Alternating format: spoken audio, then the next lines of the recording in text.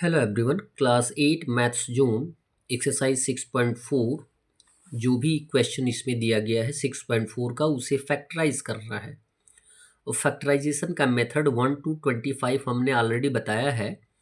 26 to 30 इस video में दिया गया है कि 2x² प्लस 11x प्लस 12 ये जो है क्वाड्रेटिक ट्राइनोमियल है। क्वाड्रेटिक ट्राइनोमियल को सॉल्व करने के लिए, फैक्टराइज करने के लिए सबसे पहले हम कांस्टेंट टर्म देखते हैं जो कि दिया गया है 12। कांस्टेंट टर्म को फर्स्ट टर्म के दिए गए न्यूमेरिकल फैक्टर में मल्टीप्लाई कर देते हैं, यानी 2 से 12 में मल्टीप्लाई करेंगे तो कितना आएगा, 24 आएगा। क्लियर है। अब मिड टर्म को दो ऐसे पार्ट में तोड़ने का प्रयास करते हैं कि प्लस माइनस करने पर, यानी घटाने और बढ़ाने पर 11x आ जाए और मल्टीप्लाई करने पर 24 आ जाए। तो आप देख सकते हैं 24 को फैक्टराइज करेंगे तो आसानी से फाइंड आउट हो जाएगा। Same first term same to same रहेगा, 2x²। अब 11x को दो पार्ट में हम तोड़ेंगे 8x प्लस 3x के रूप में।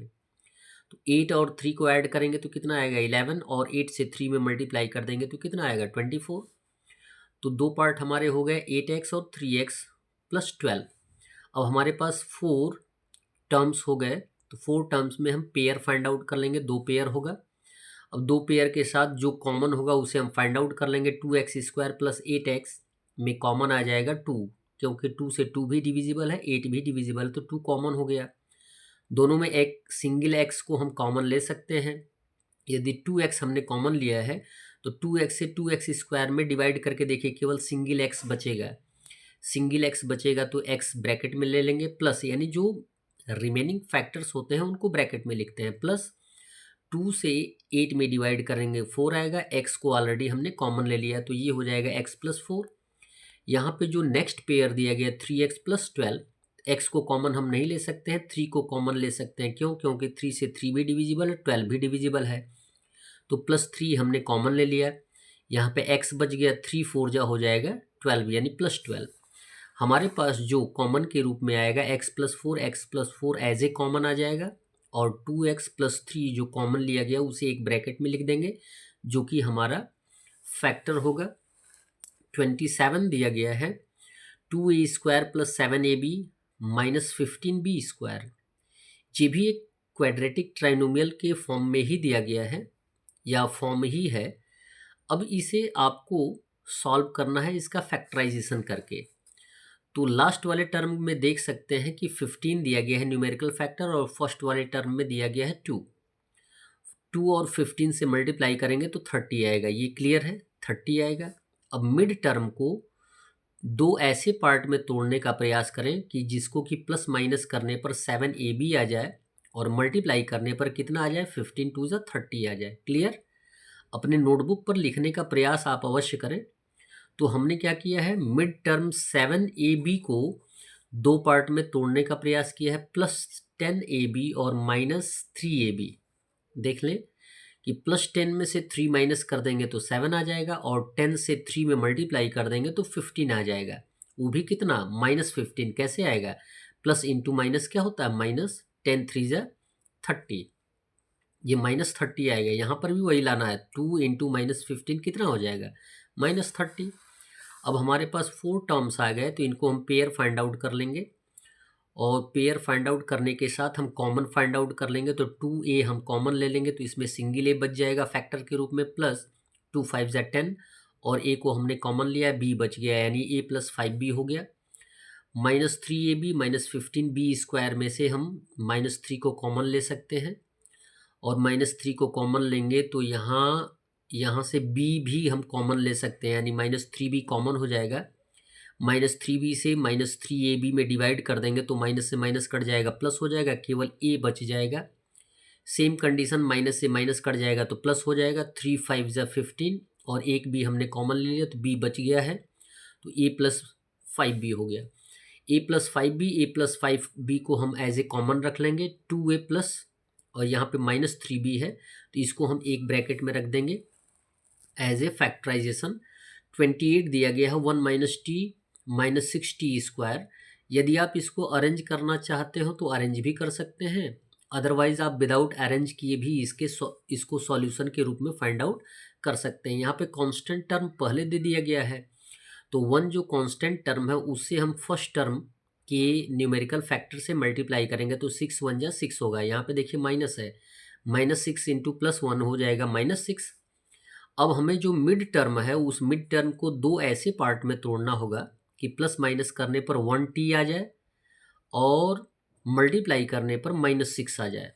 तो -t को हमने दो पार्ट में स्प्लिट किया है, -3t और +2t के रूप में। यदि ग्रेटर इंटीजर नेगेटिव होता है तो आंसर भी नेगेटिव होता है, ये आप जानते ही हैं। तो 1 का 1 होगा और -3 में से +2 को माइनस कर देंगे तो -1 आएगा, जो कि यहाँ पे लिखा नहीं जाता है किसी लिटरल नंबर के साथ। तो 1t हो गया और -3 से 2 में मल्टीप्लाई कर देंगे तो 3 2 जा 6 आएगा, जबकि हमने मल्टीप्लाई करके आपको बताया है। और माइनस प्लस माइनस क्या हो जाए, सॉरी माइनस इंटू प्लस क्या होता है, माइनस ही होता है। अब हमारे पास सेम कंडीशन 4 टर्म्स हो गए, पेयर फाइंड आउट कर लेंगे, कॉमन फाइंड आउट कर लेंगे।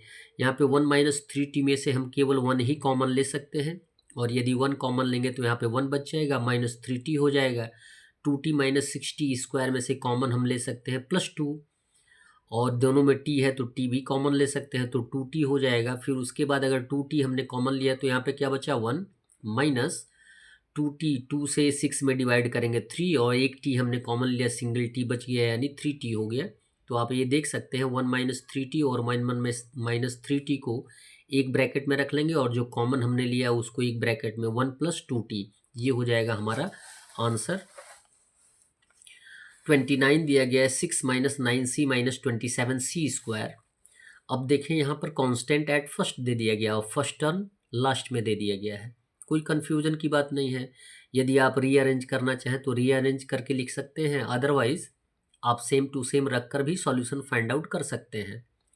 यहाँ पे आप क्या करेंगे, जो कांस्टेंट नंबर है, जो कांस्टेंट है, कांस्टेंट से फर्स्ट टर्म के न्यूमेरिकल फैक्टर से मल्टीप्लाई करेंगे, यानी 6 से -27 में मल्टीप्लाई करेंगे तो आंसर आ जाएगा 162। अब मिड टर्म को देखेंगे कि मिड टर्म को दो ऐसे पार्ट में स्प्लिट करेंगे कि प्लस माइनस करने पर कितना आ जाए, -9 आ जाए, और मल्टीप्लाई करने पर -162 आ जाए। तो 162 को फैक्टराइज करेंगे तो आप आसानी से आंसर फाइंड आउट कर लेंगे। 9 2 ज़ा 18, 3 3 ज़ा 9। देख सकते हैं हमने दो पार्ट में इसको स्प्लिट किया है तो 6 का 6 होगा, और मिड टर्म को दो पार्ट में स्प्लिट करेंगे -18c + 9c। 18 में से 9 माइनस कर देंगे तो कितना आएगा, -9c हो गया, और -18 में 9 से मल्टीप्लाई करके आप देख लें 162 आएगा। हमारे पास 4 टर्म्स हो गए, पेयर फाइंड आउट कर लेंगे। 6 - 18c में से हम कॉमन ले सकते हैं 6, तो 6 के स्थान पे कुछ नहीं बचा है तो 1 होगा, -6 3 ज़ा 18, 3 और c हो गया, प्लस 9 हम कॉमन ले सकते हैं, दोनों में c दिखाई दे रहा है तो c को भी हम कॉमन ले सकते हैं, 9c को हमने कॉमन लिया तो यहाँ पे 1 रिमेनिंग है, -9 3 ज़ा 27, और एक c हमने कॉमन ले लिया है तो c बच गया है। तो ये हो गया 1 - 3c, 1 - 3c as a common हो जाएगा, और 6 + 9c एक ब्रैकेट में लिख दिया जाएगा, जो कि हमारा फैक्टराइजेशन होगा। क्वेश्चन नंबर 30 दिया गया 4z² - 16z + 15। अब सेम कंडीशन वही है, कांस्टेंट क्या है 15, 15 से फर्स्ट न्यूमेरिकल फैक्टर में मल्टीप्लाई करेंगे, 15 4 जा 60 होगा। अब -16 को दो ऐसे पार्ट में स्प्लिट करेंगे कि प्लस माइनस करने पर -16z आ जाए, और मल्टीप्लाई करने पर कितना आ जाए, 15 2 जा 60 आ जाए। तो मिड टर्म क्या है, ये है -16z। तो -16z को हमने दो पार्ट में स्प्लिट किया है, तोड़ा है, तो -10z - 6z के रूप में तोड़ा है। First term same to same रहेगा और लास्ट टर्म भी सेम टू सेम रहेगा, केवल मिड टर्म को ही हमें दो पार्ट में स्प्लिट करना होता है। तो यहाँ पर देख सकते हैं कि -10 और -6 जुड़कर -16 हो जाएगा, और -10 इंटू -6 मल्टीप्लाई कर देंगे तो 60 आ जाएगा। ये क्लियर है, आप जान सकते हैं। 4 टर्म्स हमारे पास हो गए, तो इसके लिए हम पेयर फाइंड आउट कर लेंगे। अब इसमें से 2 हम कॉमन ले लेंगे तो 2z हम कॉमन ले सकते हैं, z दोनों में है। ब्रैकेट में जो बच जाएगा 2 2 ज़ा 4 z हो गया, और -2 5 ज़ा 10, और z को हमने कॉमन ले लिया तो 2z - 5 हो गया। और यहाँ पे आ गया -6z + 15, हमने अंडरलाइन किया है। इसमें से हम कॉमन लेंगे -3 कॉमन लेंगे, क्योंकि 3 से 6 भी डिविजिबल है, 15 भी डिविजिबल है। तो -3 हमने एज ए कॉमन रखा, तो -3 से -6 को काटेंगे तो माइनस माइनस कट जाएगा, 2 आ जाएगा, 3 2 जा 6, z बचा है तो z लिख लेंगे, फिर माइनस से प्लस में डिवाइड करेंगे तो माइनस आएगा, और 3 5 जा हो जाएगा 15, यानी 2z - 5 2z - 5 ये एज ए कॉमन आ जाएगा, और 2z - 3 को हम एक ब्रैकेट में लिख देंगे जो कि हमारा फैक्टराइजेशन होगा। That's all. वीडियो को लाइक करें और चैनल को अवश्य सब्सक्राइब करें, साथ में अन्य मित्रों को भी बताने का प्रयास करें। धन्यवाद।